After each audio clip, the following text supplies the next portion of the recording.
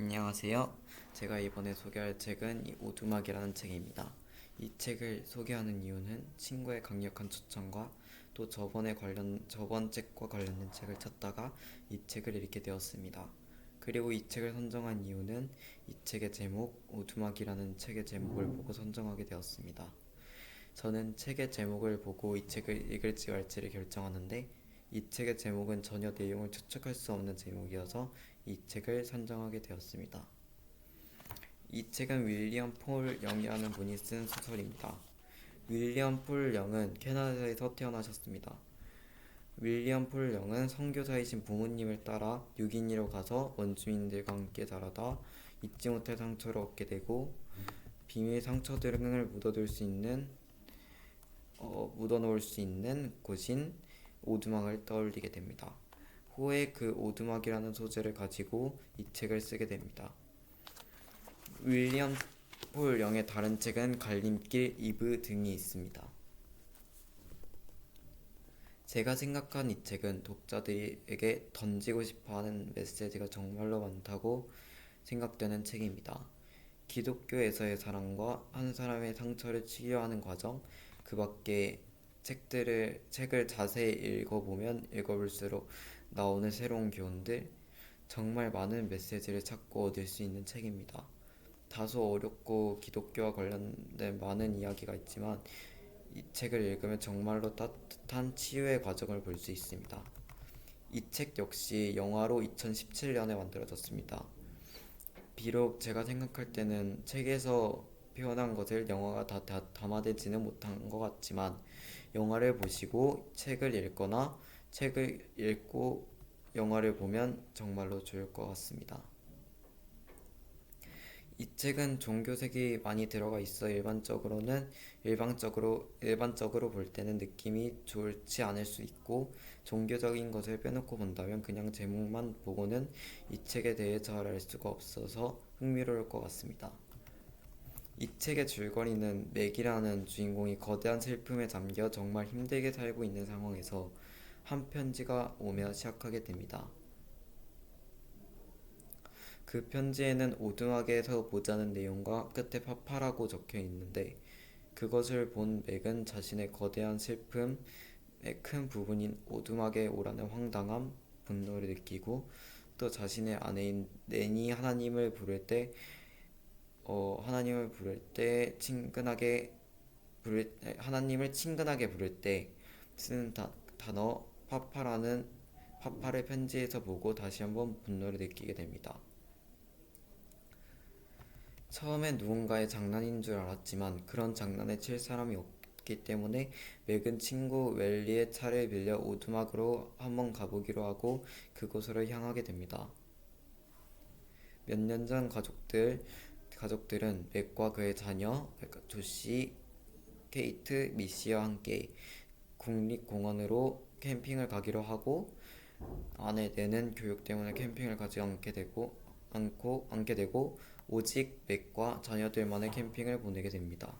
그렇게 캠핑에 간 맥과 아이들은 국립공원에서 신나게 캠핑을 즐기게 됩니다. 그러다 조시와 케이트가 호수에서 보트를 타다가 호수에 빠지게 되고 아이들이 위험에 빠지자 맥이 단숨에 수영해 조시와 케이트를 구출하는 데 성공하게 됩니다. 그런데 이 잠깐의 시간 동안의 자리를 비운 사이 맥의 막내딸 미씨가 어디론가 사라져 있었고 한참을 찾아도 보이지 않자 실종 신고를 하게 됩니다.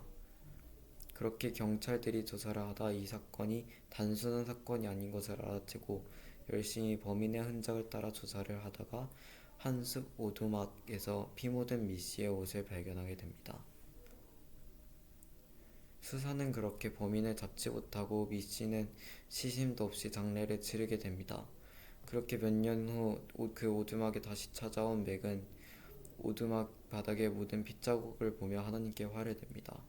그러다 지쳐서 잠에 들었다가 일어나게 되는데 일어나 밖으로 나가자 겨울이었던 이 숲이 봄으로 바뀐 것을 보고 놀라 가만히 생각을 하고 있다가 다시 오두막에 들어가 보기로 하는데 이 오두막에는 진짜 하나님이 계셨고 거기서 맥은 엘루시아, 사라요, 예수님과 함께 지내며 자신의 슬픔, 상처를 위로하게 됩니다. 이 책의 전반부 줄거리입니다. 이 책의 후반부 내용은 책을 읽어서 확인하시기를 추천드립니다. 느낀 점은 종교적 관점에서 보자면 하나님, 즉 신의 관점에서 정말 잘 설명한 것 같습니다.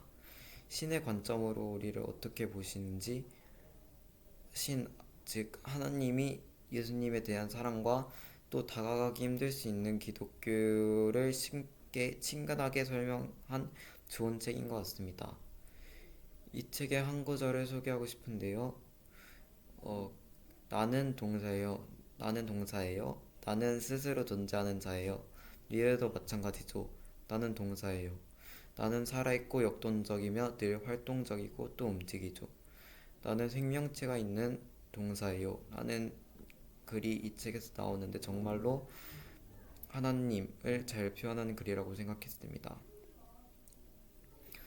비록 이 글을 읽고 이게 무슨 말이지 하며 약간의 이해가 안 된 것이 있긴 하지만 스스로 존재한다는 말의 그 후의 명사는 창조된 우주와 물리적인 실제로 물리적인 실제로 인해 존재할 수 있어요 라는 말과 내가 존재하지 않으면 동사도 사라져요. 동사야말로 이 우주를 살아있게 만드는 거죠 라는 어려운 글을 읽고 하나님에 대해 더욱 생각하게 되었습니다. 이 책은 정말 기독교 관점으로 쓰여졌기에 읽는 독자마다 이 책을 비난할 수도 칭찬할 수도 있을 것 같습니다. 저는 개인적으로는 정말로 굉장히 좋은 책이었습니다. 동의하지 못하는 부분은 제 지식이 부족해서일 수도 있지만 없었고 이 책에서 생각해볼 부분은 너무나도 많았습니다. 앞서 말한 것처럼 하나님이 동사로 표현된 것도 정말 많이 생각해볼 부분이고 맥켄지 맥이 하나님의 사랑을 배우는 장면이 나오는데 이 구절도 생각해 볼 만합니다. 아들을 잘못 키워서 무시무시한 인간으로 만들어버린 그 아버지는 어떻게 하죠?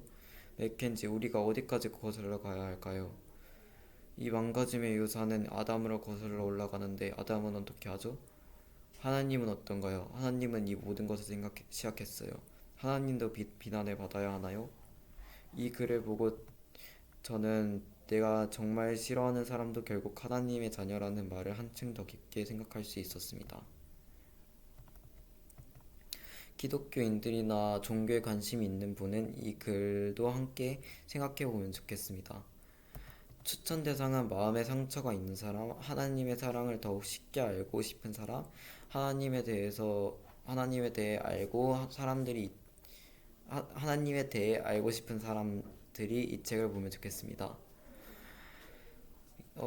정말 이 책은 쉽고 재밌게 읽을 수 있는 책이에 더욱 잘 읽을 수 있을 것 같습니다.